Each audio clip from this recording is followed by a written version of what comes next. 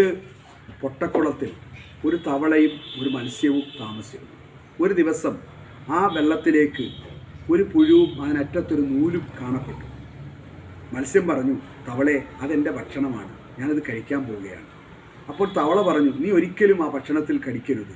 കടിച്ചാൽ നിന്നെ അത് വലിച്ചുകൊണ്ട് പോകും. കാരണം ഈ നൂലിൻ്റെ അറ്റത്ത് ഒരു വടിയും അതിനപ്പുറം ഒരു മനുഷ്യനുമുണ്ട്. ഇത് കേൾക്കാതെ മത്സ്യം ചാടി ആ പുഴുവിൽ കടിച്ചു. അപ്പോഴേക്കും ആ മനുഷ്യൻ ആ മത്സ്യത്തെ വലിച്ച് പുറത്തേക്കിട്ടു.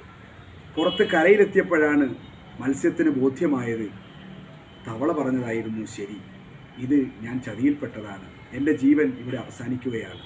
ഇതുപോലെയാണ് മനുഷ്യൻ്റെ സംശയങ്ങളും. സ്വർഗമുണ്ടോ നരകമുണ്ടോ, മനുഷ്യന് സംശയമാണ്. ഇതൊക്കെ വേദങ്ങളും ഗ്രന്ഥങ്ങളും ഒക്കെ പറഞ്ഞു തരുന്നു, പ്രവാചകന്മാർ പറഞ്ഞു തന്നു സ്വർഗനരകങ്ങളുണ്ടെന്ന്. പക്ഷേ മനുഷ്യനത് മനസ്സിലാക്കുന്നില്ല.